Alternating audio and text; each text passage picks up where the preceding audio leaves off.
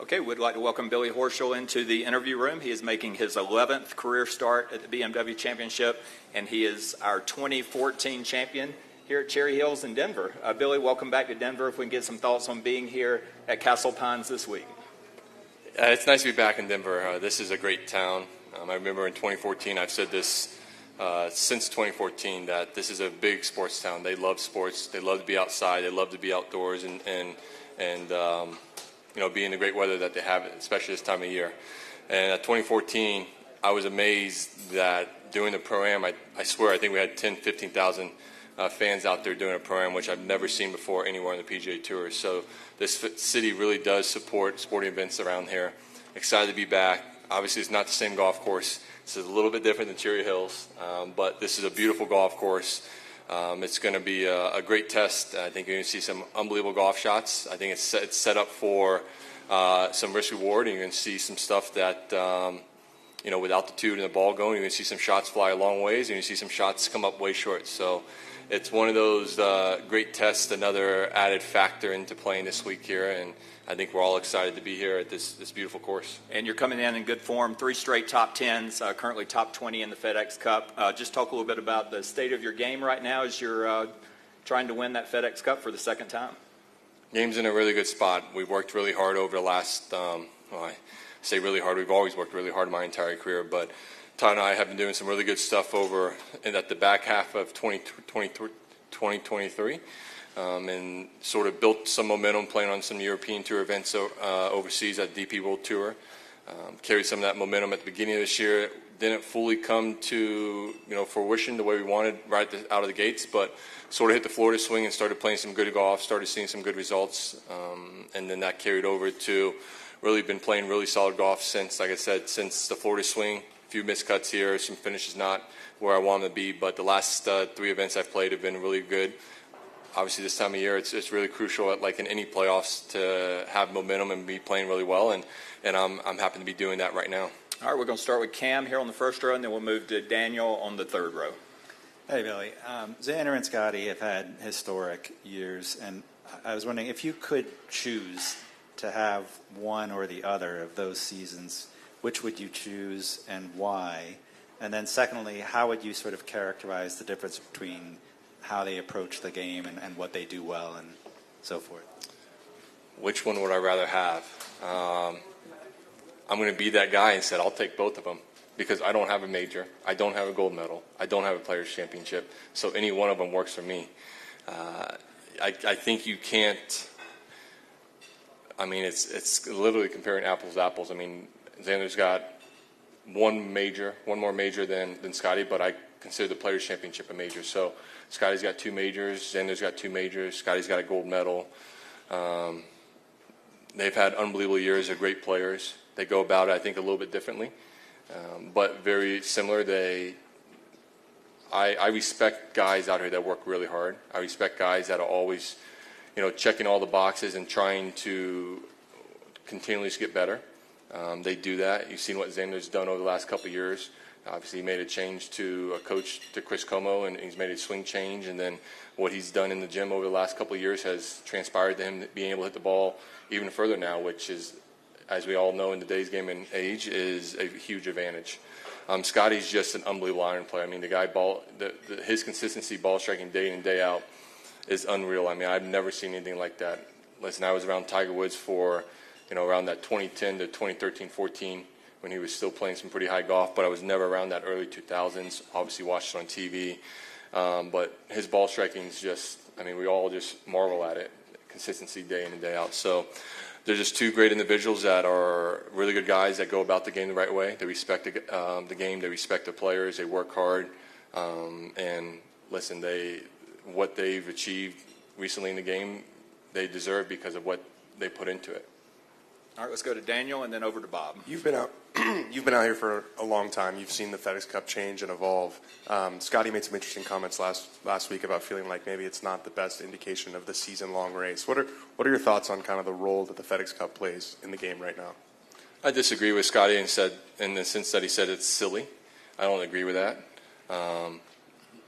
I think we have a system now that it's never rewarded the best player throughout the regular season. I won the 14 FedEx Cup. Rory McIlroy was clearly the best player that year. He had won two majors. He came in on a high note. I was 69th in the start of the FedEx. I missed the first cut.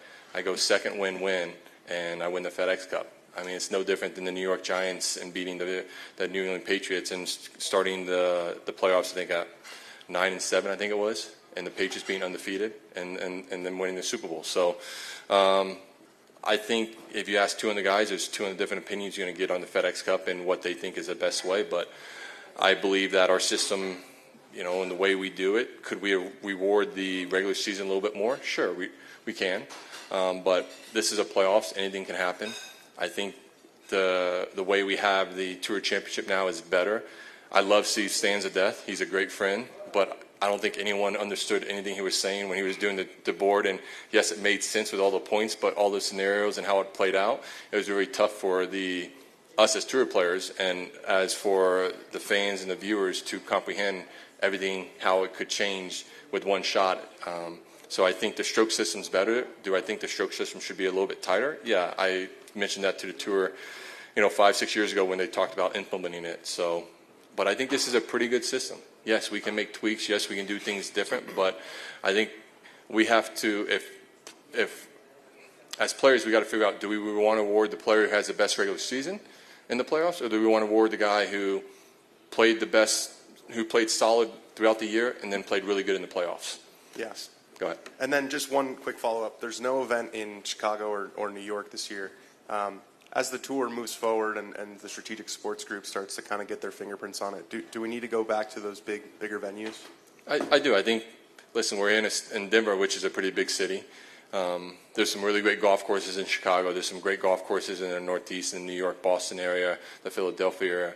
It is a little bit disappointing that we're not there, but I think the tour, it's not like the tour is not trying to be there. Obviously, we go where the sponsors are, and the sponsors can dictate a little bit where they want to hold their event. But I do think going forward, I think when we look at a revamped schedule and getting around the country, I do think we need to go back to Chicago and New York, because I think those are really great golf towns.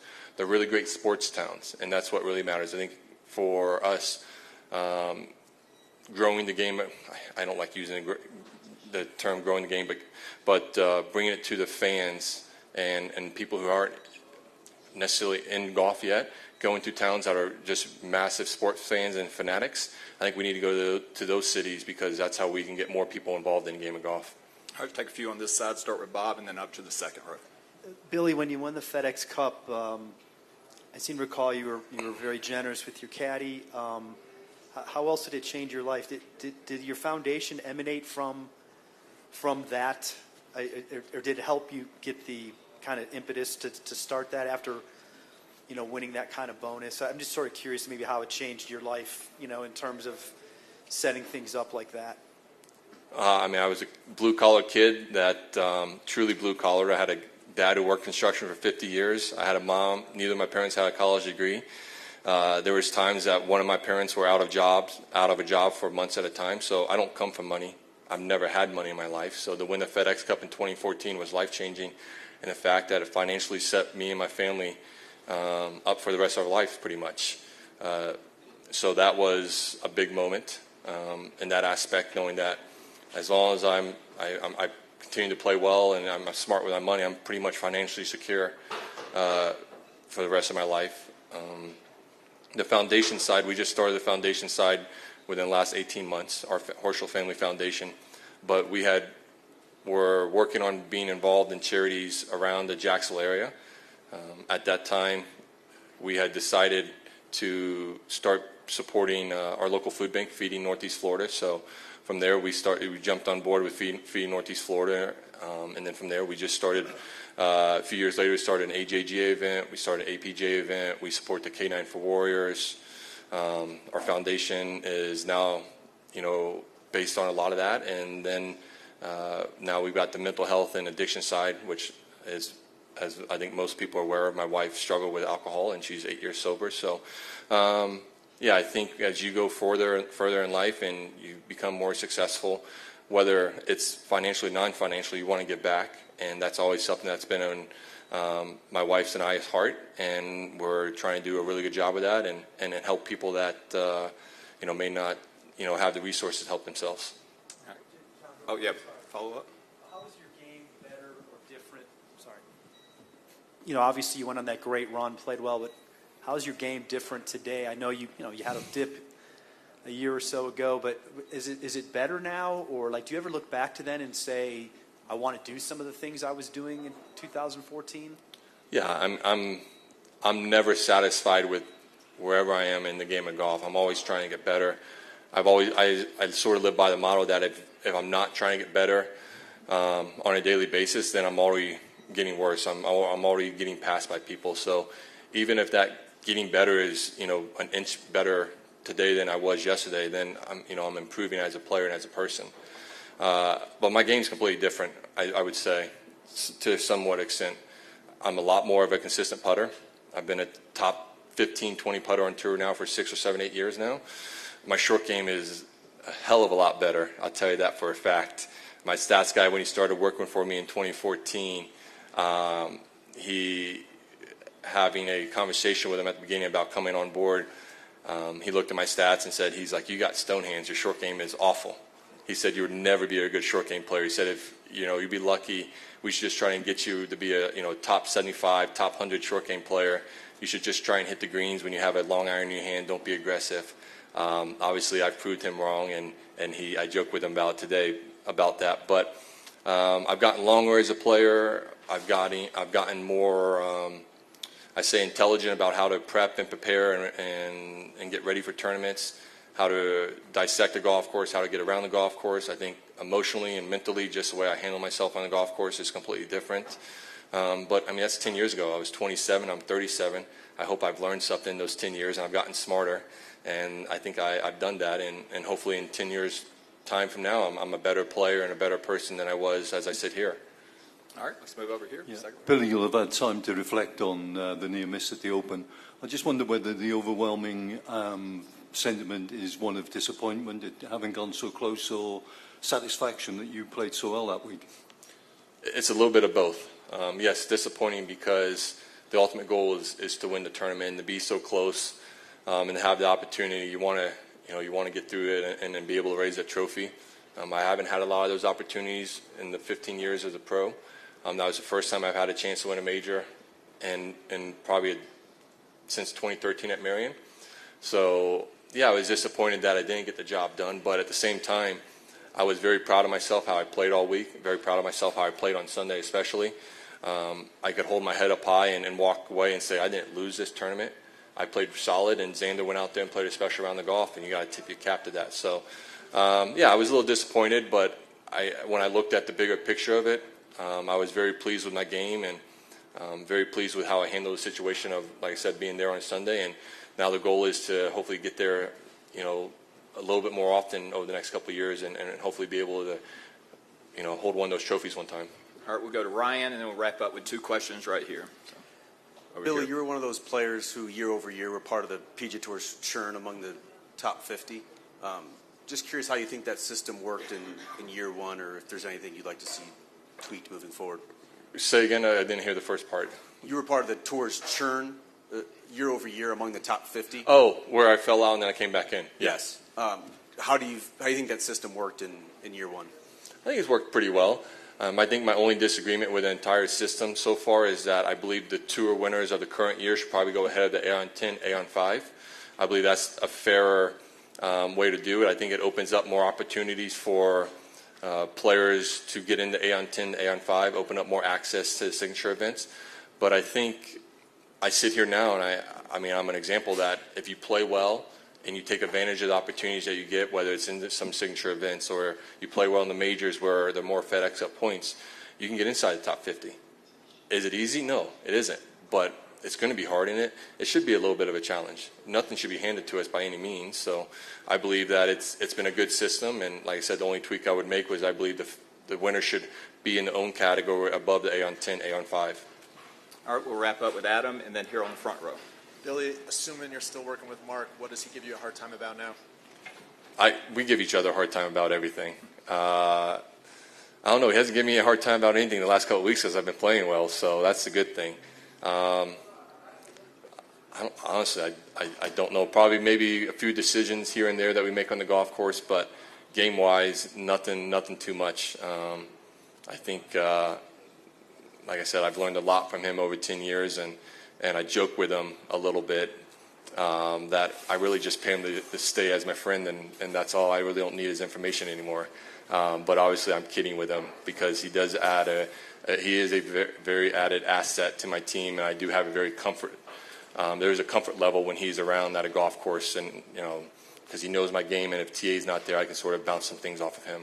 I get that you take either Xander or Scotty's year, but you're going to have to pick one for Player of the Year. Is your mind already made up, or did these 2 weeks factor? Will they influence your decision? I listen. The next 2 weeks do matter, but I'll be honest with you. I haven't always voted for Player of the Year. Sometimes because I just think it's too tough to make a decision. I mean, maybe that's a bad thing. I probably shouldn't say that, but there's a couple times I just haven't voted for Player of the Year because I couldn't make a decision who I thought had the better season, so I just let it go. But I do think if I had to sit here right now and make a decision, I'll probably vote for Scotty because I think Scotty's got 6 or 7 wins. He's got a gold medal. He's got a Masters, and as I said, the Players I believe is a 5th major, and so I would say Scotty's had the better year. And Scotty would be my pick for Player of the Year. All right, last question right here. So when the PGA Tour was here earlier, it was a modified stable for format. Do you have a sense after a couple of days what a good winning score might be here for 4 days? I've only played 9 holes, so I don't know. Okay. I haven't really played much of the golf course. Just a little bit I've seen. I do believe there is the potential if the wind doesn't blow. I do believe there's a potential for some low scores. Like I said, the par 5, most of the par 5s are reachable. All the par 4s, I don't think you have more than maybe a 8-iron in, 7-8 iron in. So I think there's the potential that you could see some really good scoring conditions. So, but I think the challenge is, like I said, the challenge is going to be controlling your ball. But then I think on the putting greens, I don't think there's a pool necessarily that you would see sometimes in mountains, but I do think the greens could be a little bit deceptive in reading them in sense of speed and break. So, but we'll see how it all sets up and how the course, whether it dries out. I know we have some rainy conditions over the next 3 days predicted. So I think we're going to see a very exciting championship, though, and that's all that matters. All right, Billy, as always, thank you for your time. Thank you. Appreciate it. We've got Scotty.